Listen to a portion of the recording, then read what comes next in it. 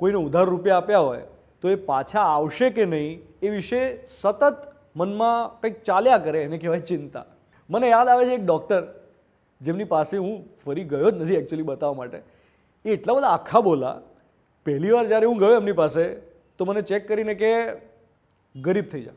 મને કે જો ગાંધીજી ગુજરી ગયા ને તો એ દેશ ચાલે છે ને, તારા વગર આ દુનિયા ચાલશે, ગરીબ થઈ જા. 2 minute with Dwanit, 2 minute with Dwanit, radio દીસી દો તમારી સ્ક્રીનમાં, વાતો મીઠી કરશે 2 મિનિટમાં. 2 minute with Dwanit, 2 minute with Dwanit.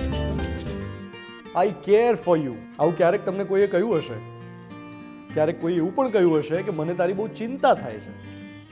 તો કેર અને વરી, કાળજી અને ચિંતા, એમાં તફાવત શું?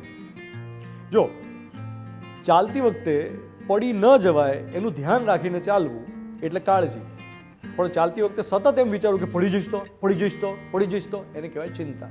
ચિંતામાં જીવ બળ્યા કરે.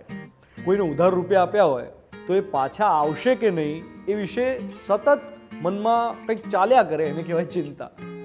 કોઈ બાળક સાયકલ ચલાવતા શીખતું હોય તો એને પાછળથી ટેકો આપવો એને કાળજી કહેવાય, પણ દર બીજી મિનિટે બોલ કરું કે જોજો પડી ના જવાય, જોજો પડી, અરે શું, અરે જો, એને કહેવાય ચિંતા. મને યાદ આવે છે એક ડૉક્ટર જેમની પાસે હું ફરી ગયો જ નથી એકચ્યુઅલી બતાવવા માટે. એ એટલા બધા આખા બોલા. પહેલી વાર જ્યારે હું ગયો એમની પાસે તો મને ચેક કરીને કે ગરીબ થઈ જા. એટલે શું? તો કે ગરીબ થઈ જા, નોકરી છોડ દે.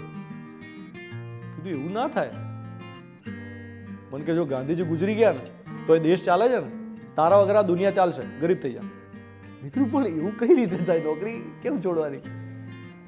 તો કે તને કામનો બહુ સ્ટ્રેસ છે, જો તારા હાથ ઉપર આમ એસિડનું ટપકું મૂકું તો શું થાય? બળી જાય.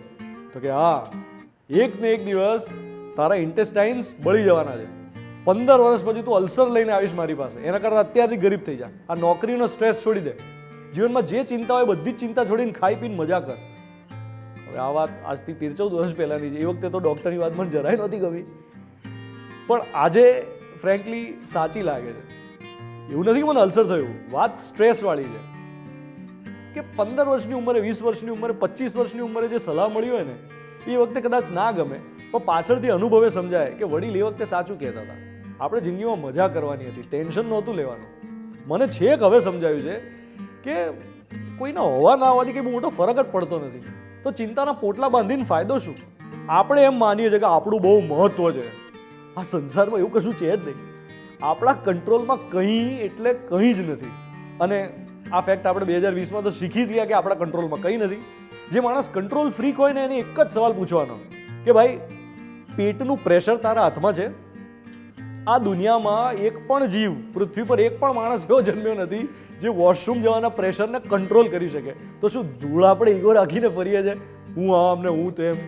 બોટમ લાઈન એક જ, ખોટી ચિંતા કરવી નહીં. એમ આઈ એમ શ્યોર કે આ વિડીયો તમે તમારી મમ્મીને બતાવશો કે આ જોશું કે તું મારી ચિંતા ના કર પ્લીઝ, હે ને? આ વિડીયોની વાતચીત પર તમારો ફીડબેક, તમારો પ્રતિભાવ કોમેન્ટ બોક્સમાં કમેન્ટ કરો. જેમની કમેન્ટ યુનિક હશે, મને ગમશે, એમને હું ઇન્વાઇટ કરીશ. આપણે રૂબરૂ મળીશું અને વાતો કરીશું.